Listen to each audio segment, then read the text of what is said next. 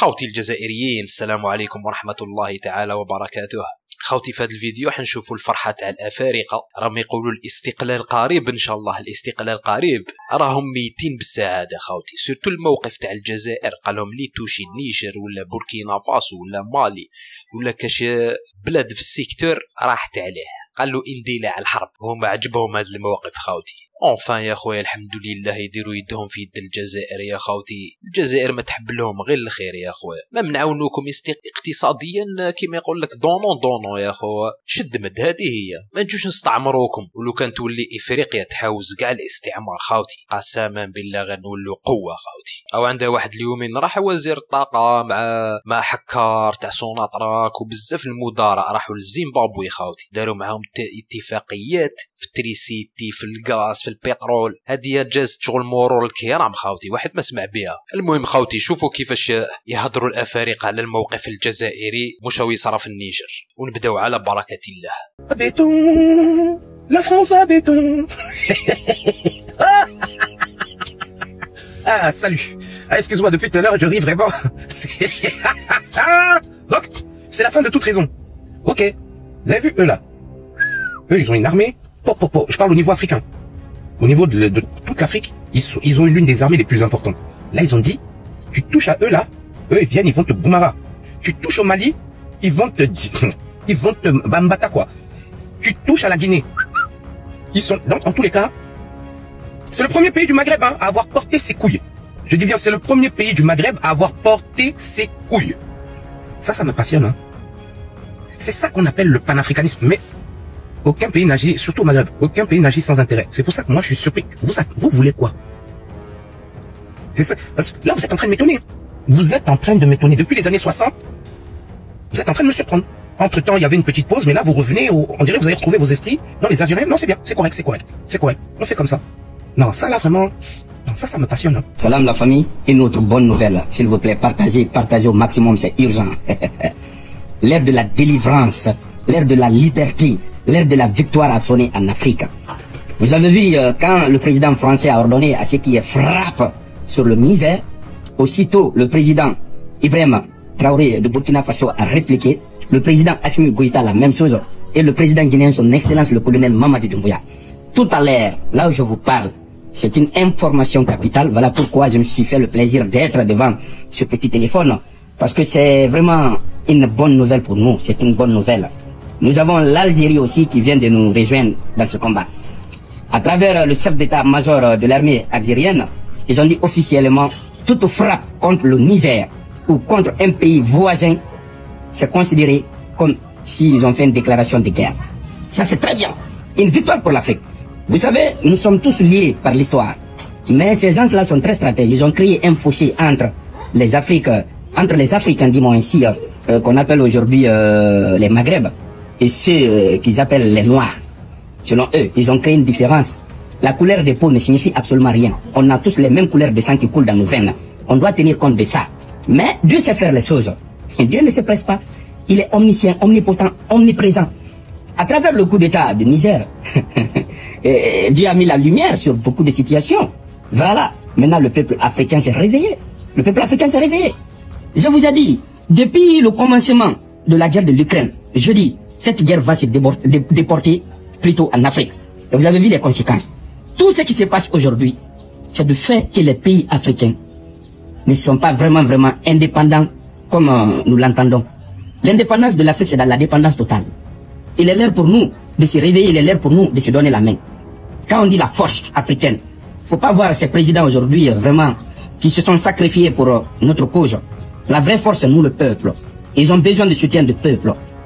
Je sais, à l'interne, on a des petits problèmes qui ne finissent pas.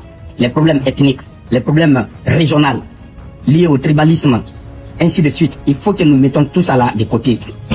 Donnons-nous la main pour mettre l'ennemi hors d'état de nuire. L'avenir de ce continent en dépend. Encore une fois, merci pour ces 4 présidents. Vraiment, il faut le reconnaître. On était 3, mais tout à l'heure là, il y a l'Algérie aussi qui est venue vraiment s'ajouter. Ça fait 4. C'est une bonne nouvelle, une très bonne nouvelle. Parce que la France en tant que telle n'a pas le droit de frapper un pays souverain. La France en tant que telle, son économie même ne lui permet pas, là où je vous parle, de partir en guerre. Ils ont des alliés stratégiques. Qui sont aujourd'hui les États-Unis? Les États-Unis sont en train de concurrencer l'Afrique, y compris la Russie. Vous pensez qu'ils vont se permettre de soutenir la France dans les bêtises? Non. L'armée française doit se réveiller. السلام عليكم. لا تنسوا الاعجاب بالفيديو والاشتراك في القناه تشجيعا لنا لنستمر بنشر المزيد ان شاء الله. السلام عليكم. مواطن من النيجر يندهش من وقفة الجزائريين مع بلاده. Il y a des aides à dire, Arwa, vive l'Algérie, vive l'Algérie. Vous savez, quand vous faites quelque chose qui est bien, il faut qu'on vous félicite aussi. Parce que ça peut vous pousser à continuer à faire des bonnes choses. Franchement, les Algériens, aujourd'hui, vous avez gagné mon respect. Big up. Je ne m'attendais pas que vous pouviez faire quelque chose comme ça. À moins que peut-être après, il peut avoir un coup de pute derrière, je sais pas. Hein. Parce qu'avec vous, on n'est jamais sûr. Mais franchement, j'étais surpris que l'Algérie a mobilisé ses troupes de défense prêtes à intervenir pour défendre le Niger. Il faut que vraiment je recommence un peu à reconsidérer ce que je pense de vous là. Il faut que je recommence à reconsidérer ce que je pense de vous. L'Algérie vient à la rescousse pour défendre le Niger. Ouais, c'est magnifique. C'est magnifique.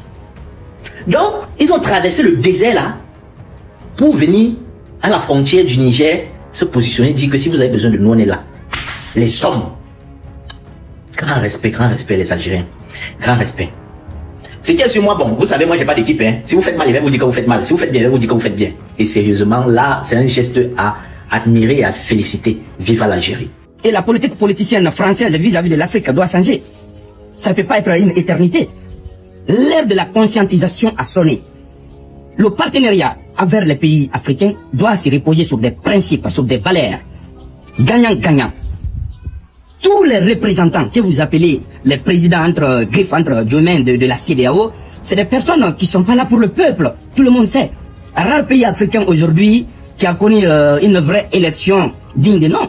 Les présidents là sont imposés, sont soutenus. On sait très bien. Mais chaque chose a une fin. La vie est éphémère, vous êtes d'accord? Le pouvoir aussi est éphémère. Vous avez dompté, crispé la conscience de la population africaine. Pendant combien d'années? Pendant plus de 70 ans. Voilà, et Dieu dit maintenant, stop, trop c'est trop.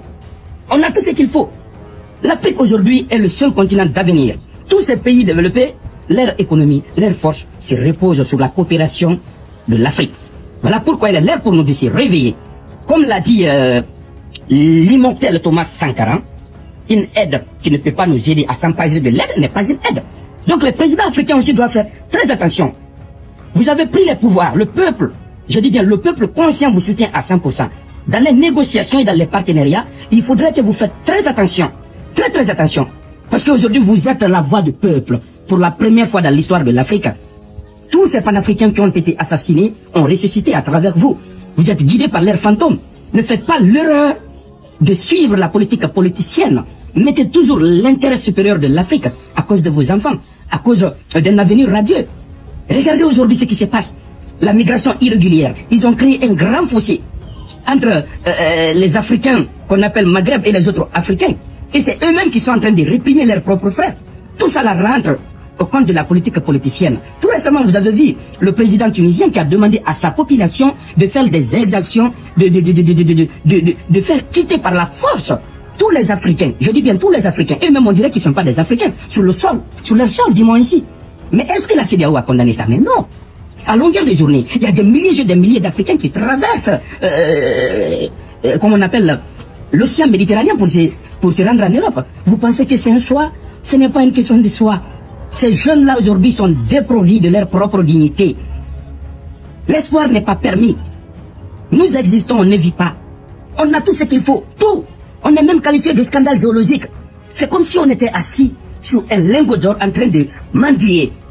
Frères et sœurs, l'heure est arrivée. L'heure est arrivée de traduire tout ce que nous sommes en train de dire dans nos comportements. Il ne suffit pas seulement de parler.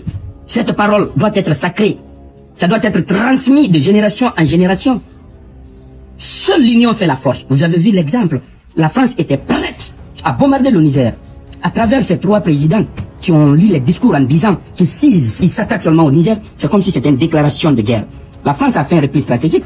L'Europe est en train de traverser une situation très difficile, très catastrophique. Ce n'est pas tous les pays européens qui sont en train de maintenir l'Afrique dans la pauvreté, mais non. Et ces pays-là aujourd'hui sont prêts à dire à la France, trop c'est trop, on en aura le bol. Parce que les exactions qui se font en Afrique, au lieu que les pays qui sont à la base récoltent les conséquences, c'est toute l'Europe qui est en train de récolter les conséquences à leur place. Donc n'oubliez pas, on doit avoir des alliés, on doit avoir des partenaires. Et surtout, sur ce côté de partenariat, vraiment, il faut mettre d'abord la dignité africaine. Il faut que ça soit gagnant-gagnant. Tout ce que nous voulons aujourd'hui, c'est que ces pays doivent nous laisser tranquilles. On n'est pas aimé ce jeu, on est d'accord. Mais ils ne veulent pas nous laisser tranquilles. C'est ça qui va créer beaucoup de problèmes. Vive la fraternité, vive le Burkina Faso, vive la Guinée, vive le Mali et vive l'Algérie. Ensemble nous vaincrons. Je vous remercie. هذه كانت الفيديو خوتي العزاز، ولا عجبتكم ما تنساوش خليونا لايك، ولا ما راكوش مشغولين خليونا كومونتير حنون، ونتلاقاو في فيديو جديد ان شاء الله خوتي. ربي يحفظكم. السلام عليكم ورحمة الله تعالى وبركاته.